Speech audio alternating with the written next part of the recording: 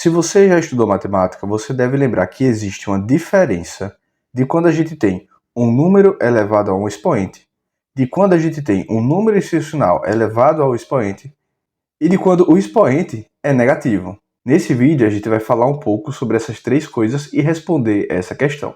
Se você consegue fazer de cabeça, deixa a resposta aí nos comentários, mas se não, vem comigo e vamos começar. Bem, a primeira coisa que a gente precisa lembrar é que potência é uma maneira de representar multiplicação. Então, quando a gente tem, por exemplo, 2 elevado a 3, isso significa que o número 2 vai ser multiplicado dessa forma aqui. A gente vai ter a multiplicação do número 2 por ele mesmo, e esse número aqui de cima, que é o expoente, ele vai dizer para a gente a quantidade de vezes que o número 2 vai aparecer na multiplicação. Ou seja, isso aqui não é 2 vezes 3. Isso aqui é 2 vezes 2 vezes 2. E isso é o expoente aplicado ao número. O que aconteceria se o expoente estivesse aplicado a um número e a um sinal? Por exemplo, se a gente tem menos 4, entre parênteses, e isso elevado ao quadrado. Isso significa que não é só o 4 que vai estar sendo multiplicado, mas o menos 4. Então isso aqui é menos 4 vezes menos 4. E como potências são maneiras de representar multiplicação, todas essas multiplicações possuem a resposta. Olha essa primeira. 2 vezes 2 é igual a 4 e vezes 2 é igual a 8.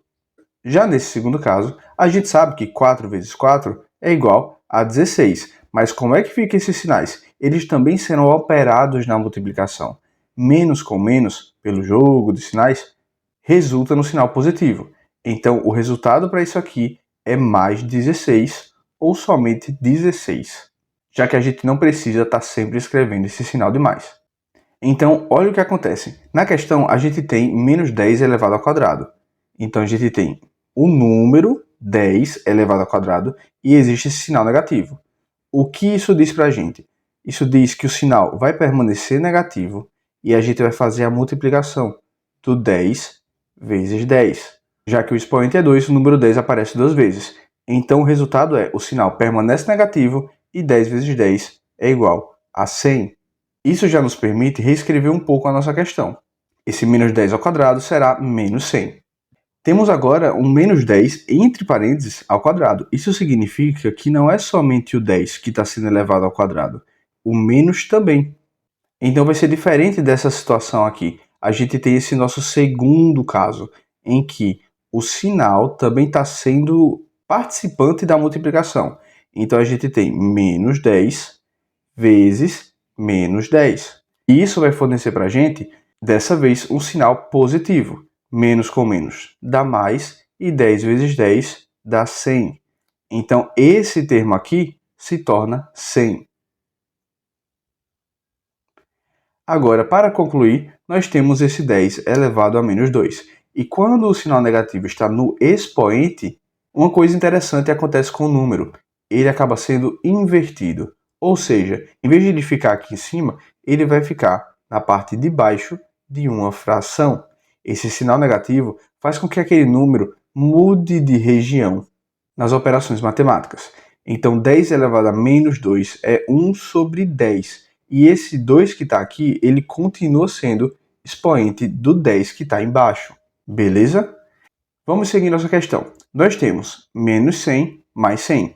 Isso aqui é igual a 0, somado a 1 sobre o 10 ao quadrado está embaixo. 10 ao quadrado é 10 vezes 10, que dá 100. Então, nós temos 0 mais 1 sobre 100. Logo, a nossa resposta será 1 sobre 100.